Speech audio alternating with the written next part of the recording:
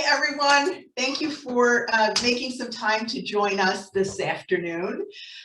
For those of you who have visited Augsburg before, thank you for coming back. And for those of you who are brand new and maybe you haven't had a chance to visit us in person or attended one of our webinars, thanks so much for making some time today. I wanted to just tell you a few things before we get started with the webinar today. If you have come to Augsburg before and visited either myself or Adrienne, you met us in our marketing suite. And if you can tell by the background that I'm in now, we have been temporarily relocated. Our marketing office is actually working out of an apartment here on campus right now because we have just started a renovation project in our independent living area here on campus. It just started Monday, and we are in the process of renovating our fitness center, our health and wellness suite, some of our community spaces. And most importantly, we are expanding our cafe, and we are going to have a brand new bistro, which will be open for all day service. So we have a busy 4 to 6 months here on our campus, and you will all be kept informed about the progress there, and certainly will be invited to join us here in the fall for a grand reopening. But again, I just wanted to give you a little feedback on what's happening here. It's been a very busy spring so far, which is great. A year ago, things were very, very different, and we're thrilled. We have a couple of new residents moving in a few weeks, and more to come. And so things are really getting back to normal for us. So I'm looking forward to having an opportunity to catch up with you all. After this webinar, which is being recorded, Adrienne will follow up with you and send you a link to the recording so that you can watch it again. And please feel free to share it with anybody that you think may be interested in learning this information. You will be able to receive all of Rachel's contact information as well, so that you can reach out to her directly afterwards if you have a specific project that you want to have her help you work on, or have more questions for her. But please do put your questions in the Q&A today as you think of them. Adrienne will follow those questions, and hopefully we can get those answered during the discussion. We will try to keep this to an hour. Of course, it'll depend on the questions and any other little feedback that comes in, but we do want to be respectful of your time.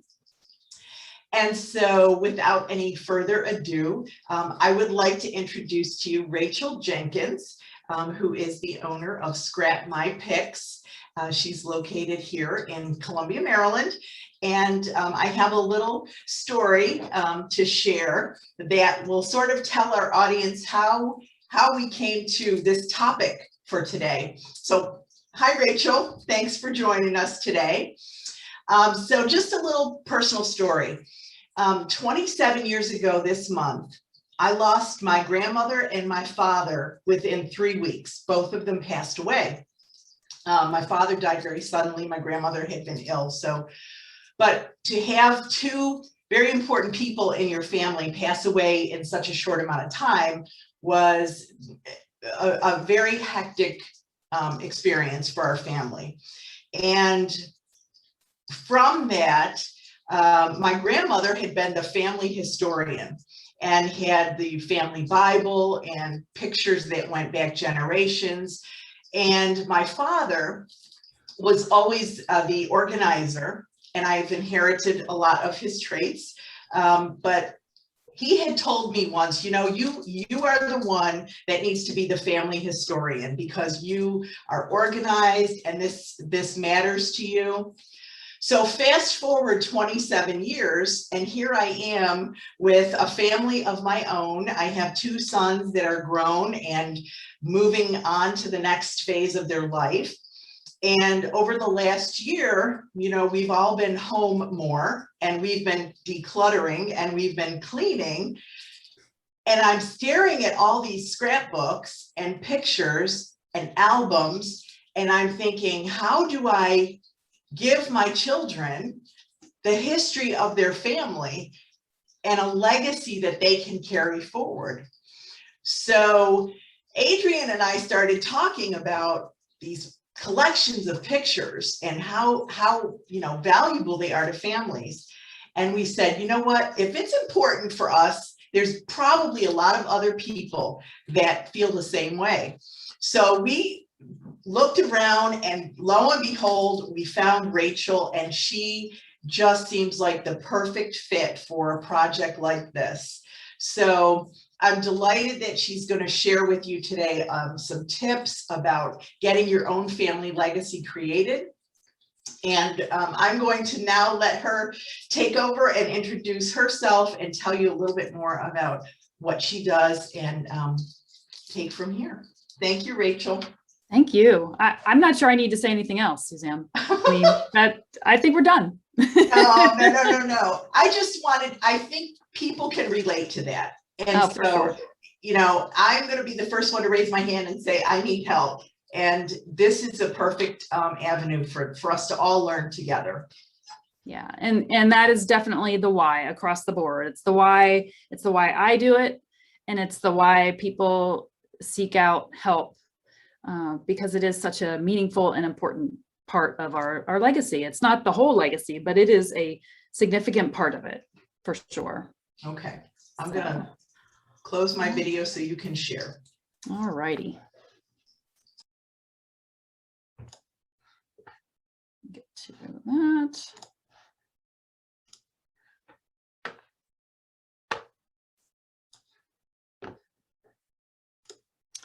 All right. So I am thrilled to be here today and to talk to each of you about what an important thing this is. And I think it's incredibly relevant to most everyone. And if you happen to be the family holder of all of the photos, it's not just meaningful, but it can also feel a little bit like a burden. So we're going to talk today a little bit about how to get started. And these collections have materialized over many decades in most cases. And so an hour session is not going to be enough for me to take a deep dive into all of the tactics and all of the ways, but we're certainly going to be able to cover getting you jump started into this process and starting to feel like you're making some progress on it. Whoops. All right. We're going to start out with an introduction of me a little bit and my 5 minutes of fame. I was accepted to speak at a program called Howard County Ignite in 2015. And I had 5 minutes to talk about something that I was passionate about. And I had 20 PowerPoint slides to do it in. And while that may sound easy, it is not. It is not easy to only speak 5 minutes about something that you love. And so I'm going to ask you to watch this video because it kind of gives you a little bit of an idea about who I am.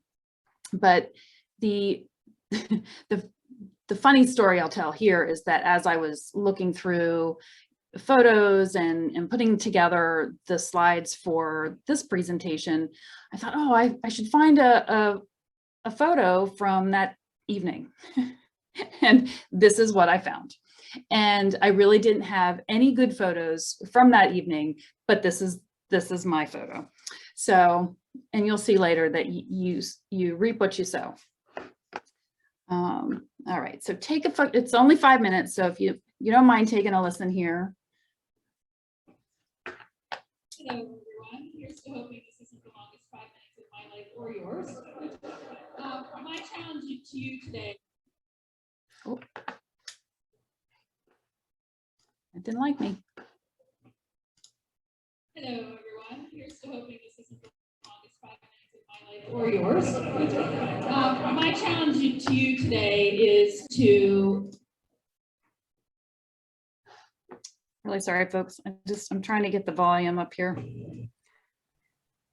Everyone, here's to hoping this isn't the longest 5 minutes of my life or yours. My challenge to you today is to go home and find your most important photos and discover what the stories are behind them.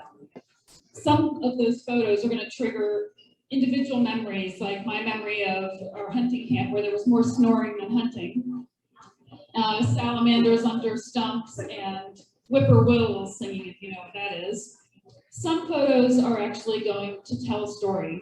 This is the story of my Aunt Barbara and my dad, and they were running away from home. And my grandmother was nice enough to pack their lunch in their lunch bag.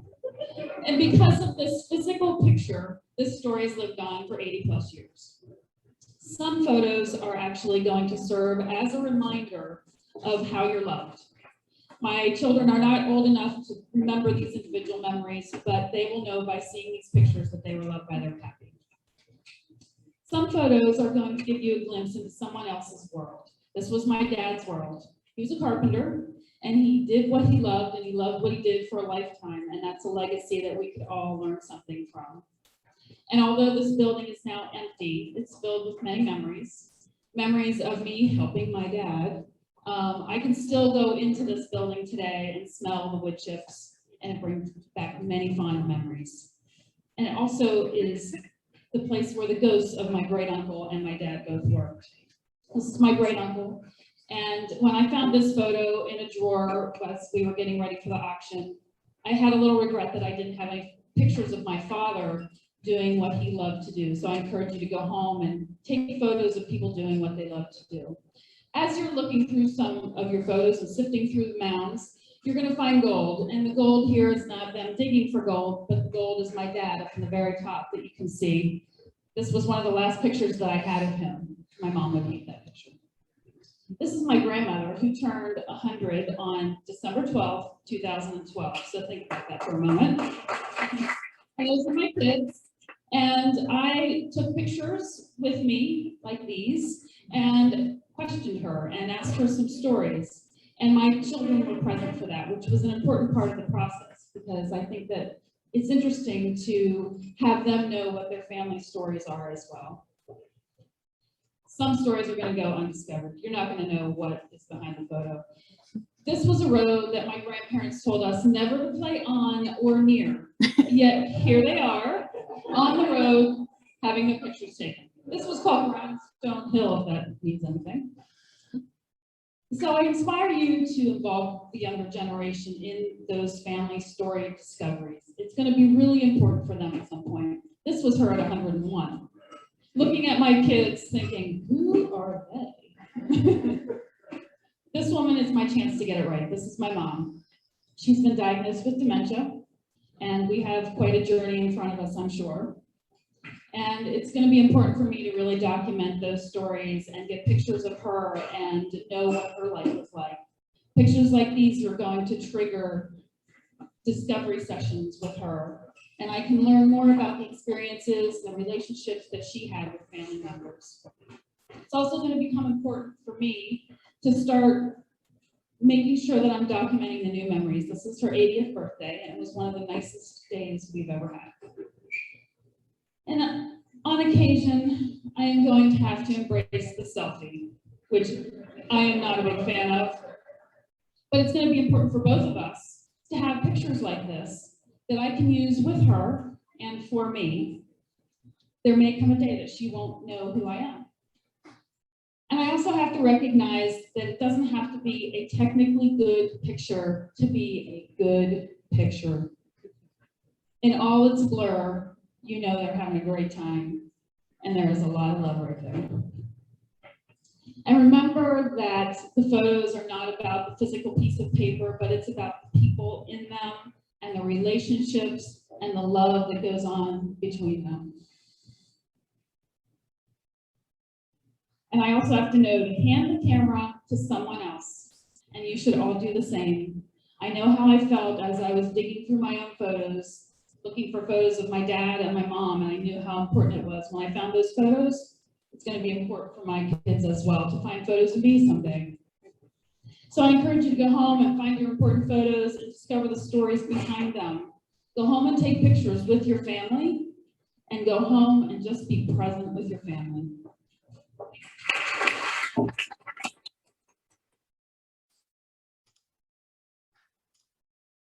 Nope, don't want to, okay.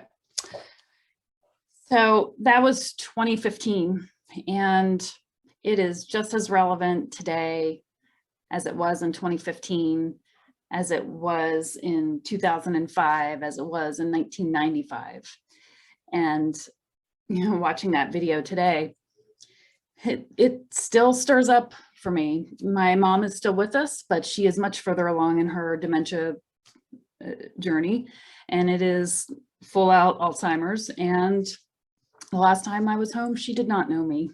So a lot can change in a fairly short period of time. So the action items at the end of that video, I encourage you to still do those today. So get home, be present, and be with your family. So again, if we were in person, I would be asking you these questions, and I'd say, raise your hand. But today we're virtual and I can't see you. So you get to save yourself from the, I'm going to raise my hand with every one of these questions on a yes. So can you relate if you just struggle with where to start?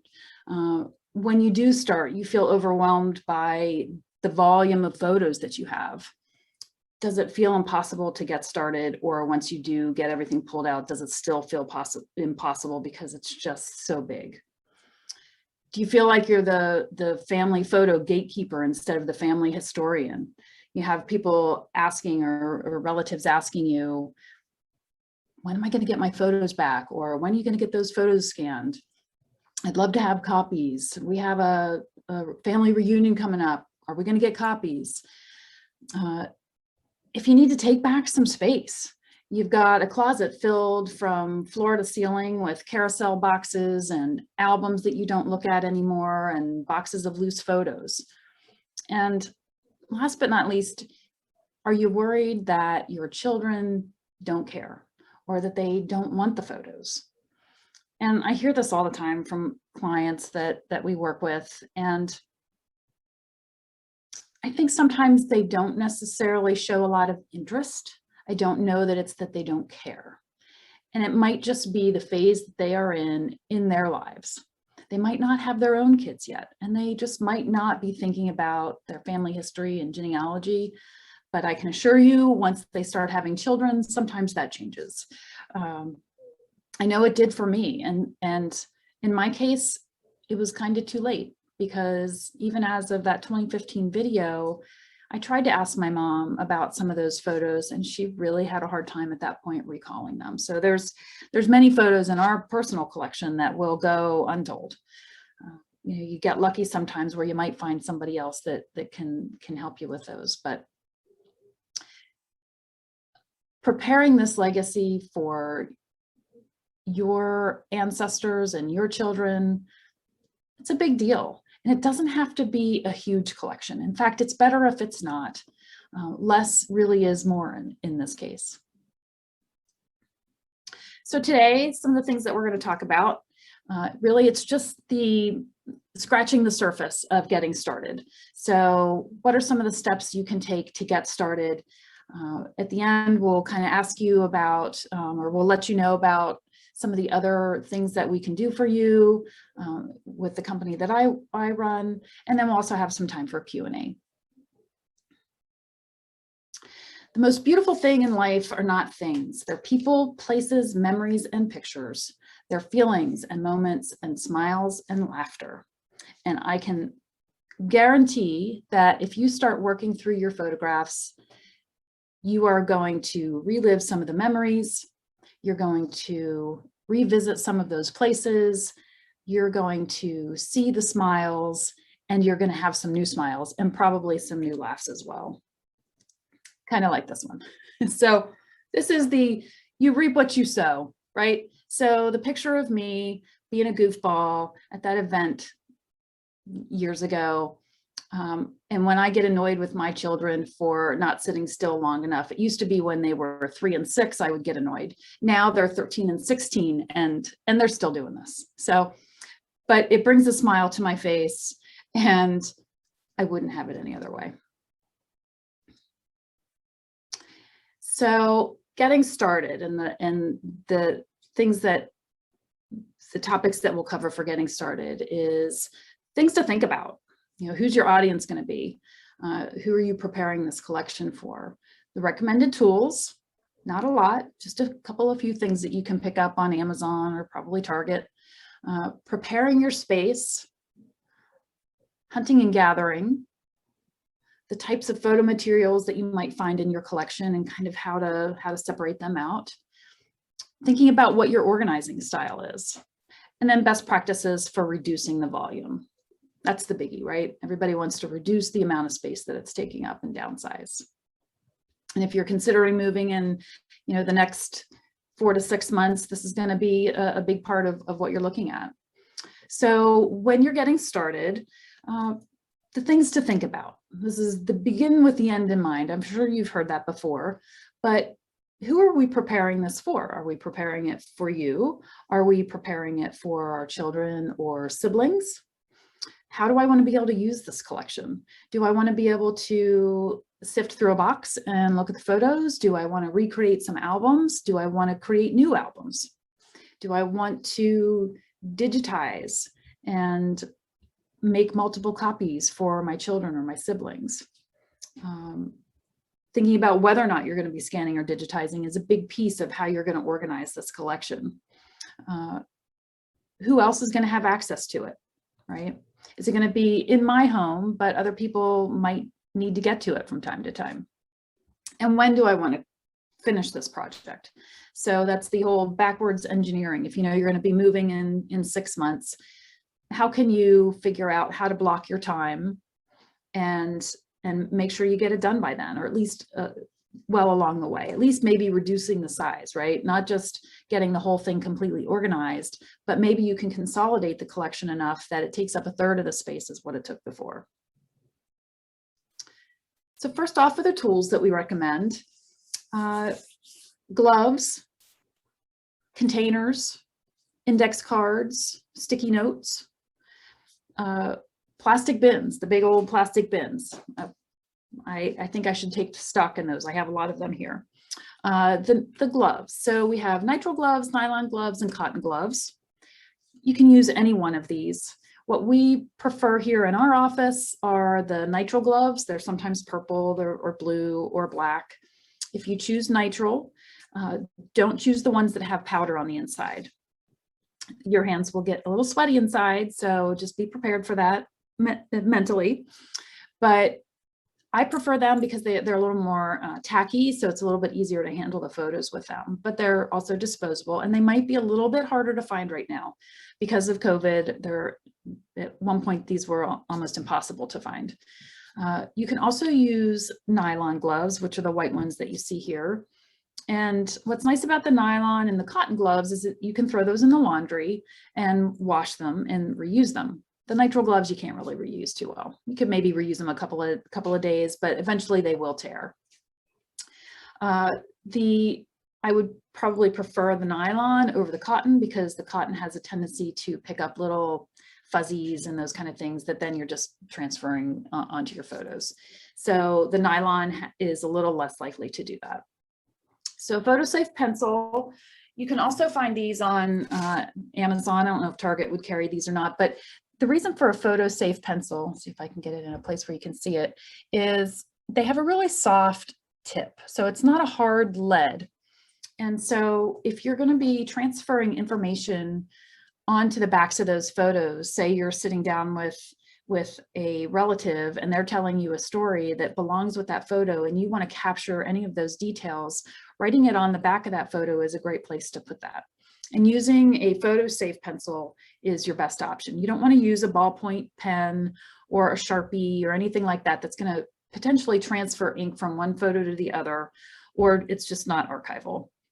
But with the soft lead of the pencil, it's also not making an indentation on the photo itself. So using a regular pencil, while you can, it's not optimal. And then having the 4x6 index cards and a sticky, I will use these as temporary dividers. So I'll put this, have the sticky part on the bottom and write write what my subject is on the top. And then this is my divider card between all of my photos. And I might make two of these, one that says to scan, and then another one of the same topic that says no scan. You don't necessarily want to scan everything, but we'll talk about that in a little bit. Archival boxes, temporary shoe boxes. So the white box that you see here is a box that I picked up at Michael's, not likely archival quality. So it is really just a temporary container for me until I finish with the whole organizing, and then I would move them into archival boxes. So the temporary boxes are great. From Michael's, they're cheap. I feel like they're $1 maybe at Michael's when I picked those up. But again, I'm not going to use those for permanent storage because there are glues and things in there that probably are not going to be good for my photos. So then we get on to the archival supplies. So the last list was the non-archival, and this list is the archival supplies. So what I can tell you about this photo is this was all one family collection. The parents had passed away, and the daughter brought me that collection to organize and contain and to digitize. So it's kind of difficult to tell how big that box is in the front, the big gray flat one, but it's a sizable box. It actually holds a framed print of the family home. And we wrapped it up. They didn't want to have it removed from the frame, but they also didn't want to hang it up, but they wanted to keep it. So we put that into this archival box, along with a few other framed pieces, some heritage, more vintage type photos that there was just, I felt that there was some value in those small, the little oval frames. So I wanted to keep those available for the client versus removing the photos from them permanently. So we removed the photos, digitize them, and then return those photos to those framed pieces, and they are also contained in this large gray box. So excuse me, Rachel. Yeah. Rachel, can I just interrupt? We did have a quick question. Okay. How safe is it to write on the back of my photos, even with a special soft pencil? It's safe. These pencils are made for that. It's just a really, I wish I could, yeah, I'm not going to be able to show you particularly what it looks like, but because it's a soft lead and it's not even lead, like what it's made of is safe for the photos. You just don't want to write with inks. The inks could transfer if you have photos right next to each other. The inks could then transfer and smear onto the next photo. So just avoid the inks. But the photo-safe pencils, that's what they're made for.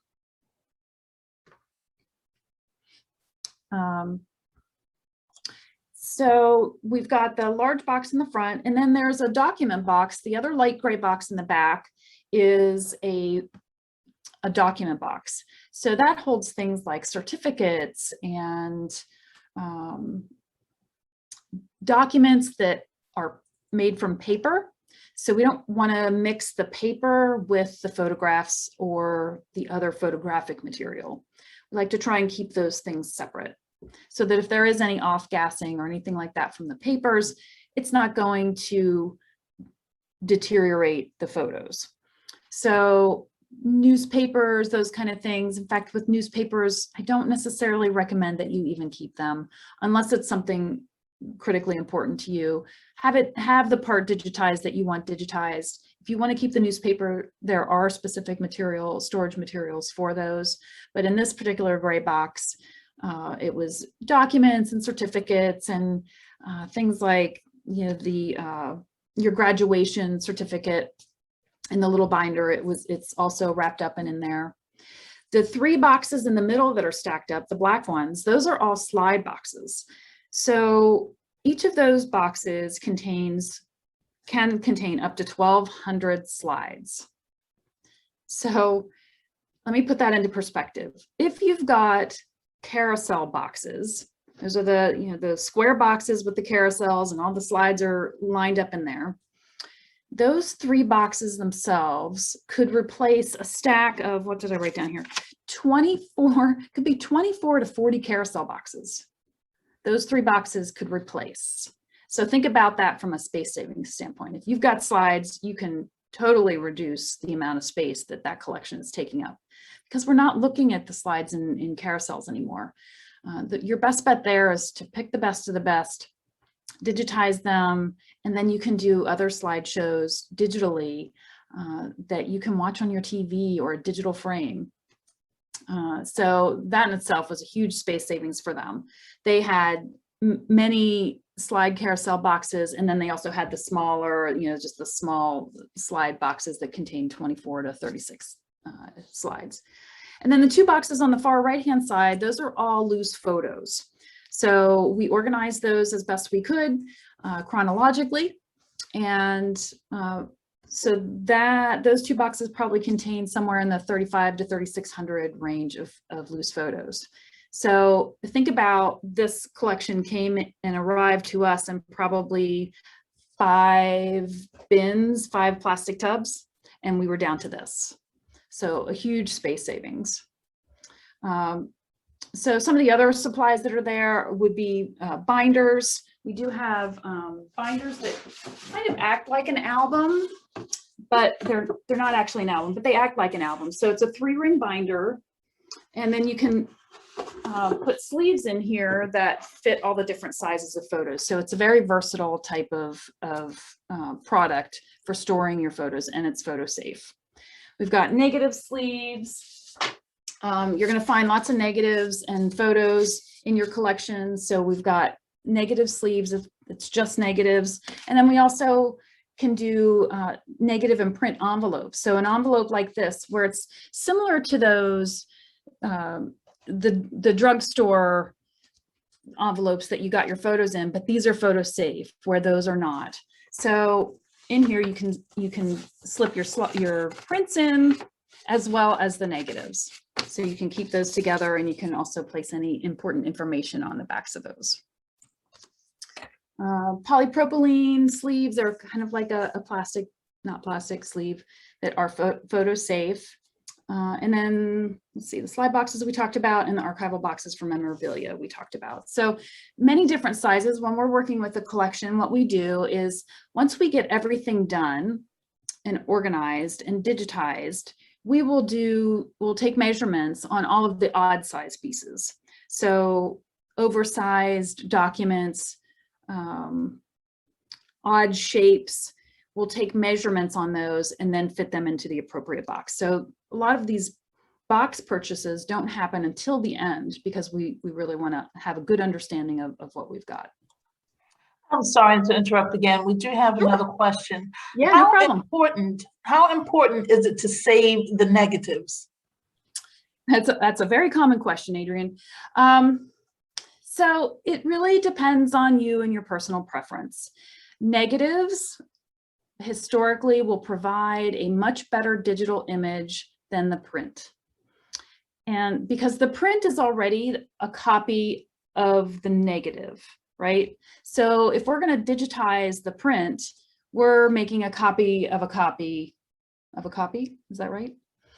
So if those negatives and prints are together, I would say keep them together, because if you're going to digitize, depending on how important that is, depending on how important a good quality copy is to you, will dictate whether we digitize the negative or we digitize the print.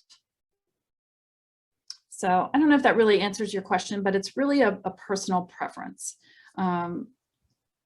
It does. I think it does. Thanks. Yeah, like my preference is to digitize the negative, just because we're going to get a superior image there, because the negatives also don't deteriorate at the same rate the prints do. If you have a print, especially if you have a print that maybe you've had framed and on your mantle or on a dresser for years, it's going to be faded, where that negative that's been stored in a dark box somewhere probably is going to have retained, in most cases, its original color. And there's another question about negatives as well. Do you need to label negatives? Well, you can't really label on the negative itself. If you know what the negatives are from and you have a date, then what I would recommend is you pop them into one of the negative envelopes or an envelope of some sort, and write that date information on here, the who, what, and when, if you have it. If you don't have it, you can just label it miscellaneous, because sometimes it's hard to tell what those negatives are until you've gotten them digitized. And once they're digitized, then it's a little bit easier to sort out and figure out, oh, that was Uncle Harry, and that was our family reunion in 1985, right? And then you can label them digitally. Do you think that answers your question? I think it does. And I just want to add something to all of our participants. If you do have a question, please feel free to add it in the Q&A tab. If for some reason you're having an issue with that, you can simply put it in chat and I'll check both. Okay. And you can hold it to the end too. I don't mind circling back to topics. So. Okay, thank you. Of course. One of the tools that we didn't mention was your family, and don't tell them that I called them a tool, but they are going to be an incredible help to you in potentially identifying who people are, helping speed up the process of curating your photos and weeding out the photos that really maybe aren't as meaningful, because we all have the bloopers and we all have the duplicates and the redundant photos that maybe we just don't need. So asking them for help and letting them know what's up, you're going to garner some interest there. They may have a vested interest because they might be the one that is going to eventually receive this collection. So by engaging their help, they're going to end up getting what they want out of it, and you're going to get the help out of it. Because this is a really hard process to do by yourself. It's hard because of the volume. It's hard because it can be emotionally charged, especially if you've lost a loved one.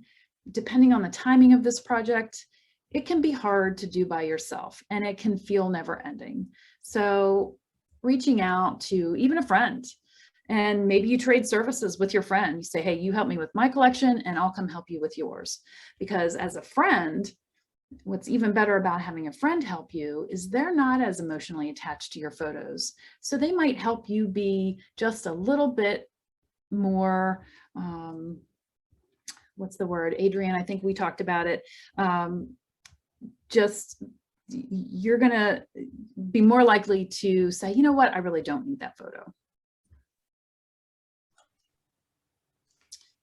Preparing your space. So this is the next step that you want to take here, is getting your space ready. You want to have a dedicated space where you can do this project, because if you have to pull it out and put it back and pull it out and put it back every time, guess what? You're going to end up not doing it. You're going to say, forget it, I'm out of here. I've had enough. So having some dedicated space that A, will act as a motivator because you don't want this stuff out all the time. And B, it just allows you to go in, and if you have a chunk of an hour time that you want to work on it, that you'll have that time to, you can pop in and not spend a half an hour prepping. You can spend an hour actually working on sorting through your photos. So get Grumpy Cat off the table, or your dog. Dedicate some space to it. Maybe it's your dining room table. Starting now might be good because there's not any, let's see, there's no holidays coming up now till Thanksgiving, right? That you're probably going to have a lot of people around the dining room table. Plus with COVID, we don't have a lot of people around the dining room table. But having that dining room table might be a good place because it's a nice large flat surface.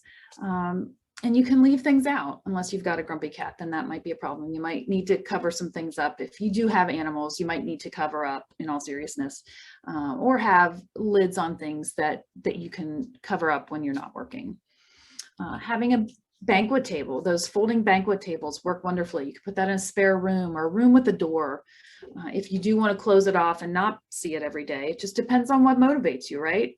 If you're motivated by having that stuff on the dining room or the kitchen table and having that out and you seeing it every day, if that's going to keep you motivated to work through this, then that's where you keep it. But if you're not really on a time crunch and you feel like you just want to kind of take your time with it, then if you have a room where you can close the door and close it off and not be annoyed by it, then do that. You have to figure out what works for you. have some plastic bins ready.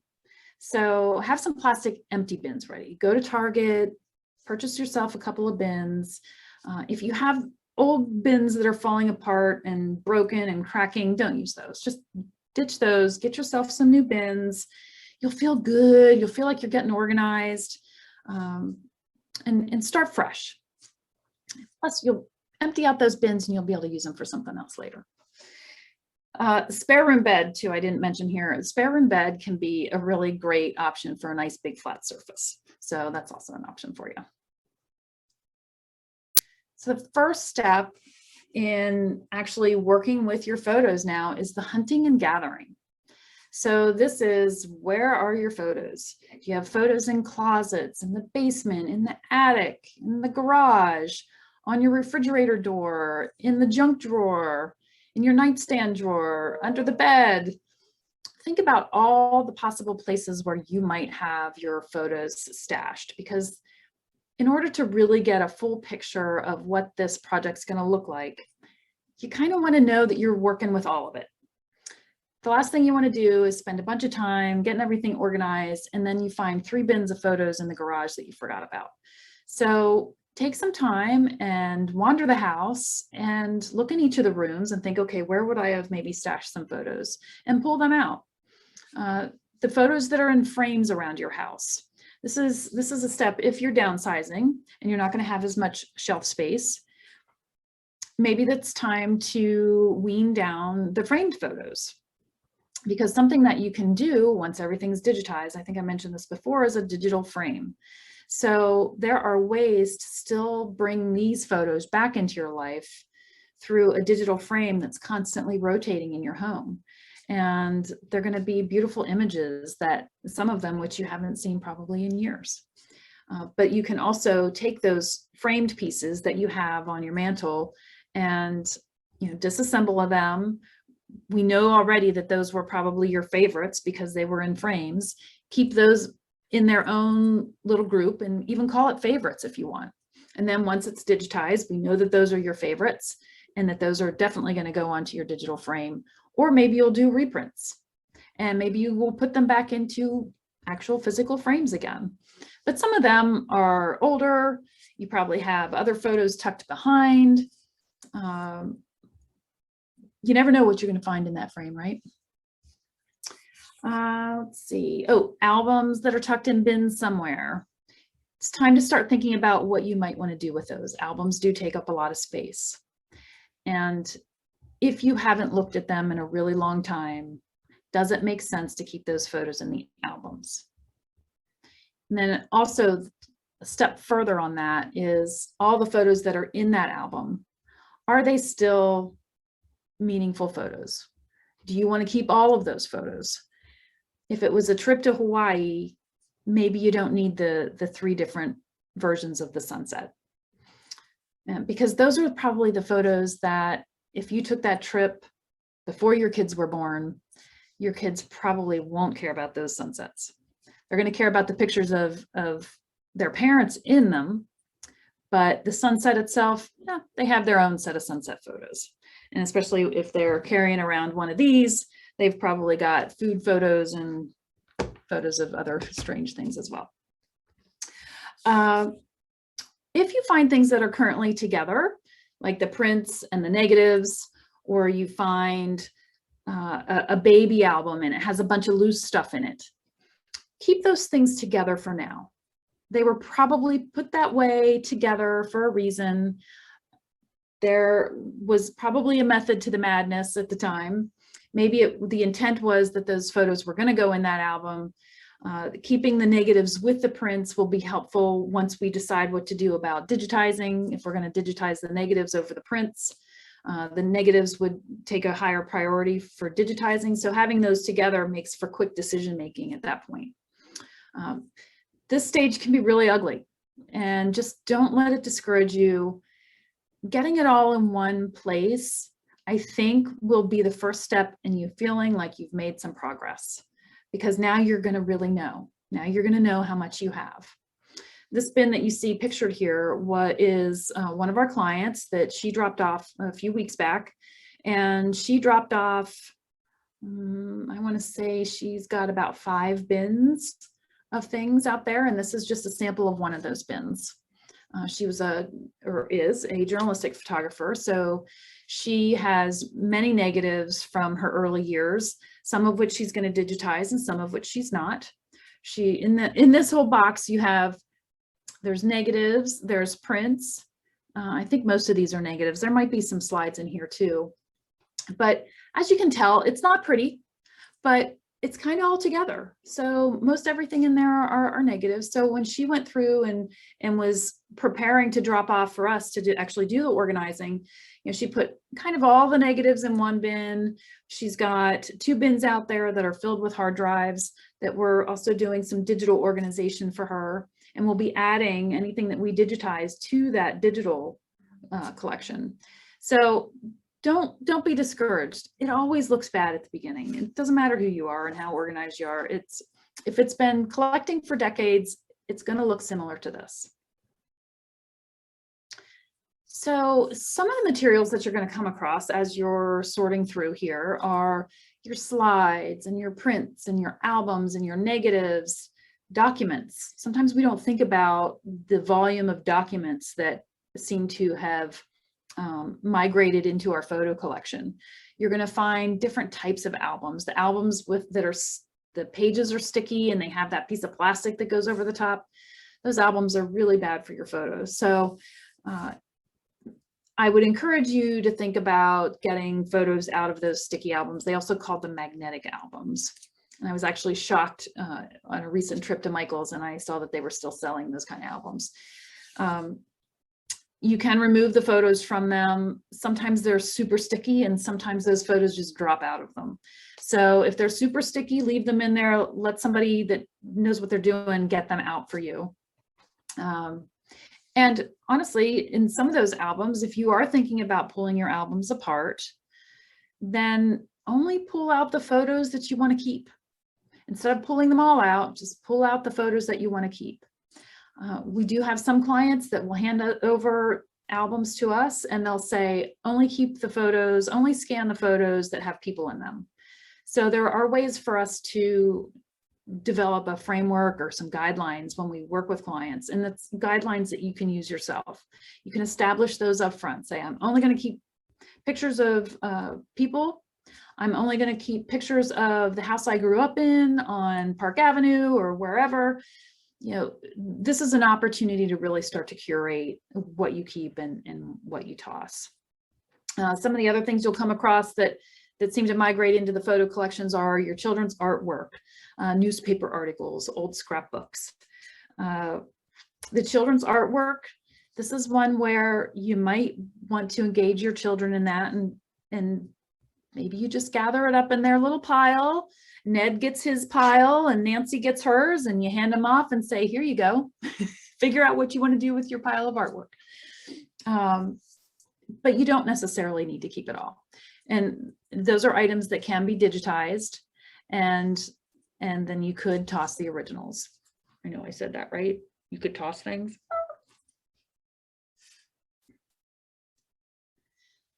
So maybe you'll find a daguerreotype. So this photo is one of the first known photos with a person in it. And I'm curious if you can find it. He's actually kind of easy to find.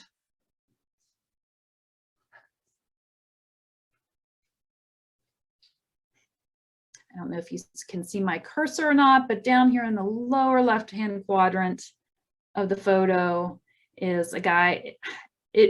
It seems like maybe he's having his shoes shined. So maybe you'll find a daguerreotype in your collection. Excuse me, Rachel, I do have another question. Okay. And that is, how do you preserve your sticky photos after they are out of the album? So if there is still sticky residue on the back, what we will do is we have archival tissue paper, and I'll have some resources for you at the end here of where you can get this kind of paper, but I will trim it down. Like if I know I have a bunch of 3.5 by 5s or a bunch of 4 by 6s, I'll trim down that paper, and they call it interweaving. and I will put that paper between each of the photos so that if the photo is going to stick to something, it's going to stick to the archival paper and not to the photo that's next to it.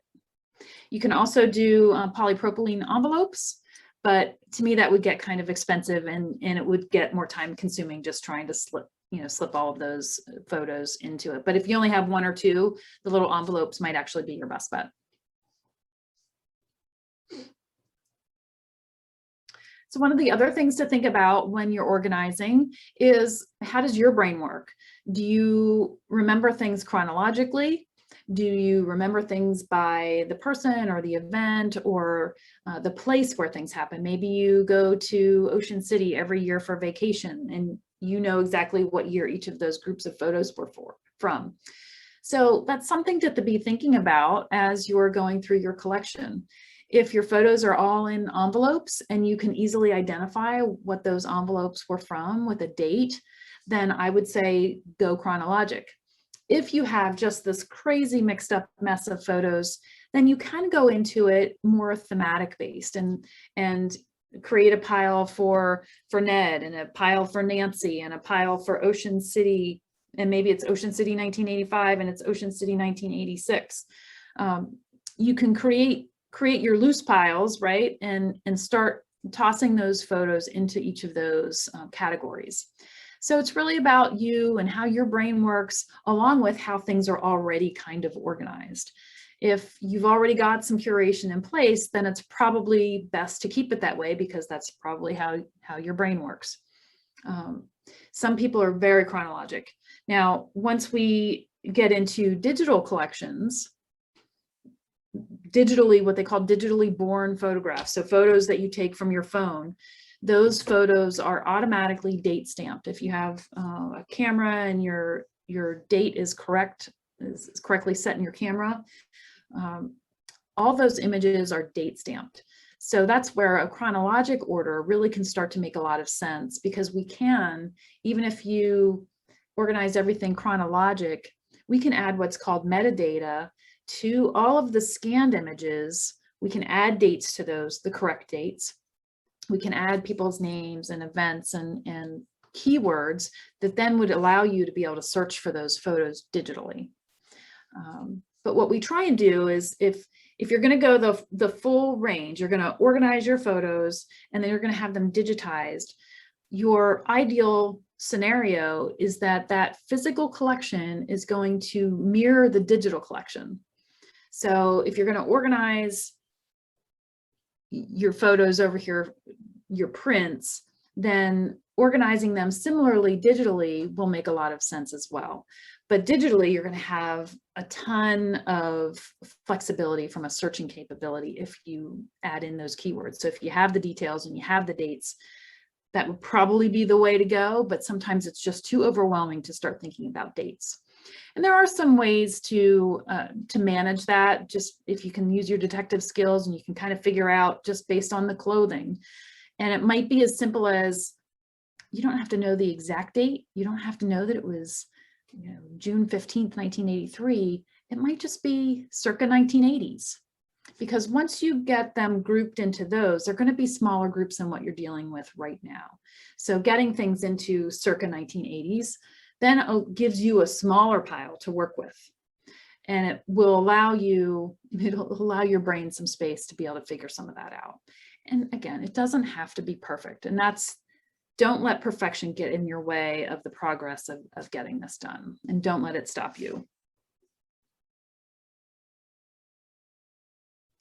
So best practices for reducing the volume. This is probably the one where you want to know, right? Like you want to know how to reduce the size.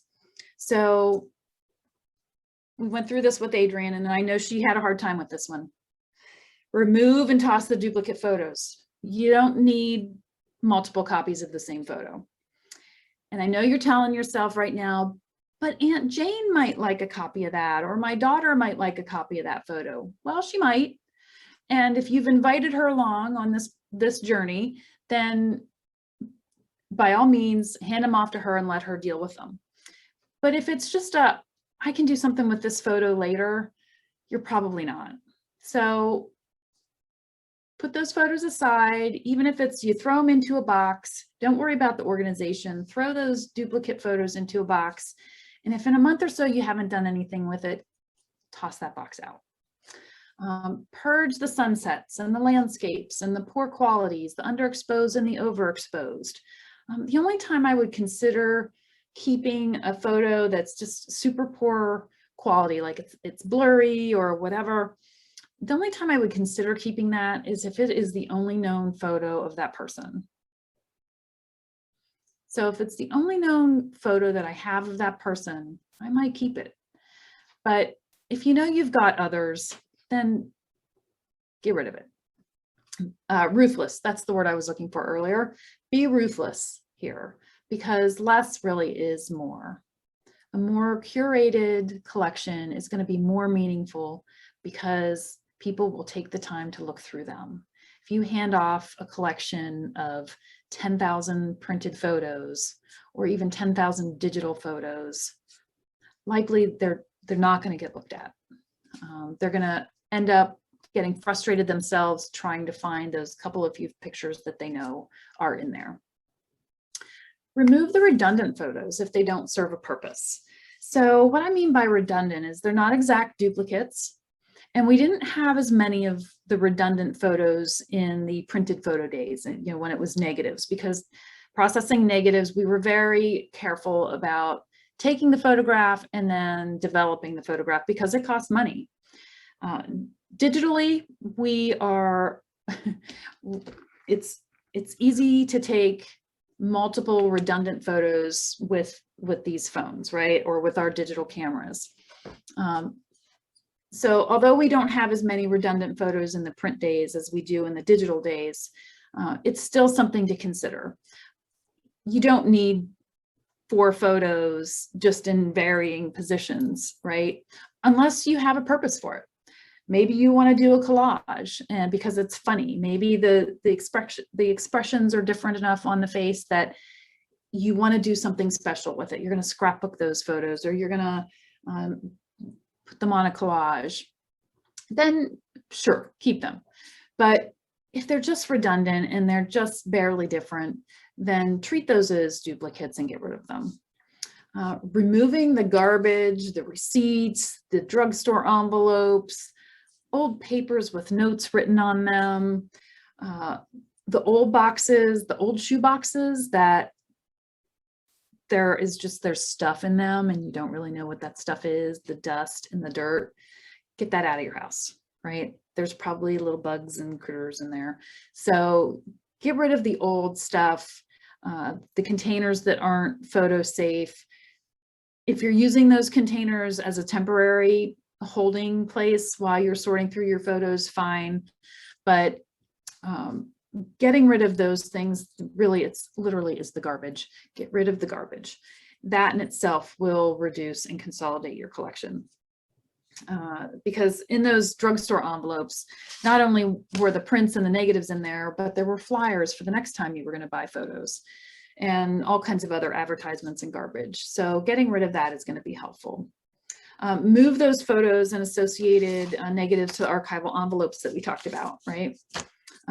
Although these envelopes probably don't take up less space than the drugstore envelopes, they're going to be a better quality and they're going to protect your photos for the long term. Keeping those photos grouped together that are grouped together.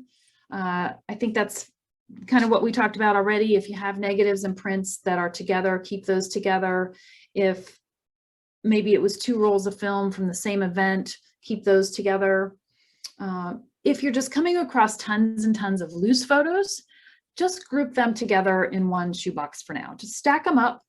Eventually what you're going to do is you're going to go back through and you're going to start to divide those up by paper type. And that's going to be a way that will start to bring those collections together. If you start sorting by paper type and not necessarily what's on the front of the picture, but what's on the back of that picture. So that's going to be dates and the Kodak logo. It's going to help you group photos together by being able to see them in one place. Keep the one school photo. This is the one that Adrian loves. Keep one school photo. You don't need to keep the smallest one and you don't need to keep the biggest one. Keep the one in the middle. Do the 5x7 maybe, because what I like about the 5x7 is that in some of these photo boxes, we have some photo boxes where this will actually fit a 5x7 photo this way, right? Like it'll stack up and sit in this box as a 5x7. So that's kind of why I like to keep 5x7s or smaller, because I know that they will fit in those boxes nicely. The 8x10s, I have to find an oversized envelope or a place to keep those. And the many little duplicates that are on that, you know, on the grid, you know, trim out one if you want, or two if it makes you feel better, but you don't need to keep the whole stack. Hey, Rachel, would you have a question about, do you have tips for using different size photos of the same person? Different size photos of the same person. Can you elaborate on that? That's the question. If you can type in the Q&A with a little more detail for me about the different size photos of the same person, please. That way we can make sure we get you a clear answer. Like if they're asking, should I keep the larger or should I keep the smaller? What I would say is keep the like 4x6 or 5x7 would probably be what I go to first. And I would definitely keep the one that looks the best. So one that's not wrinkled or torn or faded, I'm going to keep the best of those, right? Because that's the one that I'm going to want to digitize.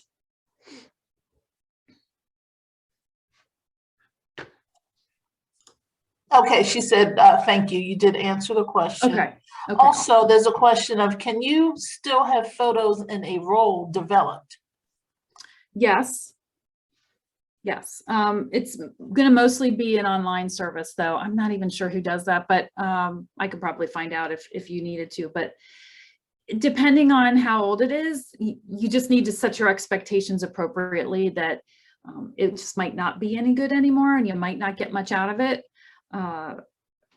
So it really just is going to kind of depend on how it was stored. If it was stored in an attic or a basement where there was moisture or there was heat or there were wide ranges of temperature and humidity, that's going to impact not only the negatives, but would also impact your whole photo collection. So you just have to set your expectations appropriately. Removing photos from albums. Again, this one is a really personal choice. If you're trying to downsize and you haven't looked in those albums for a really long time, then removing the photos from the albums that you want to keep might be your best bet. You can then, once they're digitized, you could recreate albums and you could create them into bound books. You could use a Shutterfly service or, you know, one of the Snapfish or one of those services where you could recreate some of your favorite albums with your favorite photos. And those albums take up a lot less space. You can fit hundreds of photos in those albums, and you know they're going to be that thick instead of the big bulky albums. So again, that's really a very personal choice. The only area I would say their best practice would be is to get them out of the sticky albums. If you've got the sticky albums, I would make those a priority to get them out. And also priority wise, and this isn't really talking about volume, but from a priority standpoint, if you have old vintage photos or heritage photos that are from the 1800s, early 1900s, I would also make those a priority from a digitizing standpoint, because those are the ones that are at the greatest risk at continuing to lose the details from those photos, right? Just because they're the oldest. So Rachel, we're a little over 2 o'clock. I don't want to stop you. Sorry. But I do want to, make sure we move along, but, okay. You're talking about these heritage photos, Mm-hmm. and I'm sure people listening with us today have some of those. I have a photo like that of my grandmother's family. It was taken in the late 1800s. The fading, can the fading be restored to photos? Yeah, a little bit. When we digitize those older heritage photos, we do some post-processing. After we actually capture the image, we use all cameras here. So once we capture that image, We then bring it into a piece of software and we will make some adjustments. We don't want to change it too much, but we will try and make adjustments to maybe improve the contrast. You know, if it's super faded, we can bump up, you know, some of the different coloring in there. You know, from a black and white standpoint, you're still dealing with some color. So yeah, so there's definitely things that we can do. You know, if there's small scratches and tears and those kind of things, sometimes we can fix those, and it really improves the image quite a bit. I saw somebody had a question here on a call-in number. I think Adrian's taking care of that. Okay, awesome. Okay. I believe we are going to get a lot of questions. I just want to let everyone know that we are absolutely considering a second series in this with this topic, because I think there are a lot of things that you're going to uncover. So just be patient. We're going to get there with some of these questions. Yep, for sure. Let's see here. And we are kind of here at the end. So these are some of the resources that you can check out. So Amazon would be a place where you could purchase a lot of those initial tools. And Amazon probably also has a resource for archival boxes and those kind of things. But honestly, who I would trust the most for archival supplies would be Archival Methods, which is also on this list. They're out of Rochester, New York. So they're very familiar with Kodak. They're, you know, up there in that part of the world. And they have been my go-to since 2010, 2011. And they are amazing.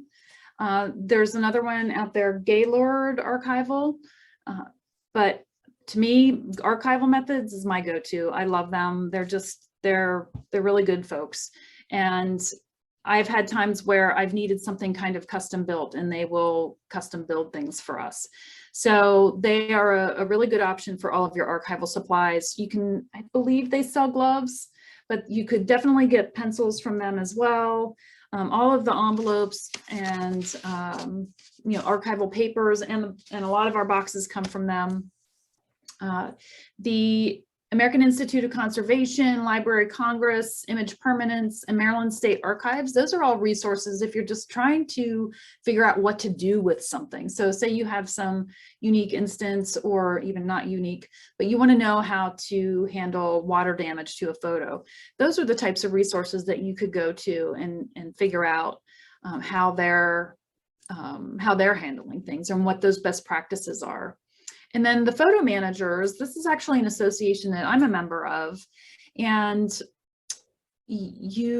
so within the photo managers, there's kind of an area where you can actually find a photo manager near you, but there's also an area for the person that's taking on their own personal project. They have a Facebook group that you would certainly be able to join and get a lot of your questions answered there too, as you're working through your own family collection.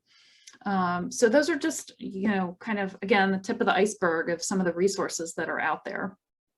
So Rachel, are you able to help those who are having difficulty removing the sticky from their photos? Yes, and what I would recommend with those is that if you get into those albums, if you're thinking about digitizing and you want to farm that piece of it out to somebody, leave those photos in the sticky albums. If you start to get in there and they are just so sticky that you know they're going to curl or they're going to tear when you pull them out, leave them in there. And you know, find a way to mark which ones you want removed. We have sharp knives and tools here that we use to get those photos out. And if we think that it's going to come out, it's going to be really hard to get it out, then what we do is we digitize it first before we try and remove it. And then that way, if anything happens while we're trying to remove it from the album, we've at least got a good capture of that image before, you know, if there was potentially going to be any damage to it. You think that answers your question? I think that was. Yeah, I think that answered her question. I do have one more question. Someone is asking for ideas for archiving old letters.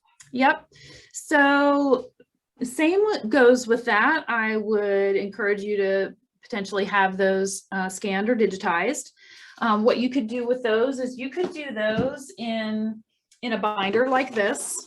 And Archival Methods does sell binders like this. They have several different kinds. This one actually isn't my favorite kind, but they have binders like this. And then you could do the 8.5 by 11 archival page protectors. And you could slip the letters down in those, because then that way you would still be, you could organize them chronologically. And you could then still page through those letters and look at them without getting your hands all over them. And that brings up something else. My mind kind of goes off on tangents here, but when you're working with paper, you don't necessarily need to use gloves when you're working with paper. So it sounds a little counterintuitive, but make sure your hands are clean, right? You don't want to have hand lotion, or you don't want your hands to be wet or dirty or whatever. But if you're going to be handling paper, it's almost better not to have gloves, because some of that paper can be really fine and the glove can catch on a corner and tear it a little bit easier than, you know, what you would do with a photo. So regardless of whether or not you're working with photos or letters or paper, keep your hands clean, wash them frequently, for your own health too, right? Because some of the stuff has been stored and could be moldy and dusty. But with the letters, you know, you can do that without the gloves. I think, ladies, that might be about it. And then this is just our slide on, you know, how we can help out. So we kind of have two different sides of services, right? We have the concierge services where we just do it all for you. You can drop it off and we'll return it a big, beautiful collection. Well, hopefully a smaller, beautiful collection. We also do custom book design. And then on the DIY side, if you are more interested in doing some of this on your own, we can help you with some consulting. So I have people that will call me up and we'll do a Zoom session and I can see their collection and I can kind of help put a plan together for them. And then we would, you know, they do the organizing and then we do the digitizing. I don't necessarily recommend that you do the digitizing on your own, just because the technology is constantly changing. And the last thing you want to do is go out and buy a piece of equipment that's just going to take up more space and collect dust. So let the pros do the scanning side of it, whether it's me or somebody else. You're going to be happy that you did that part. It's going to happen faster and you're going to be done sooner. Custom book design training. So I have worked with clients in the past where they want to build their own book. So I will get online with them and I'll show them how to do it.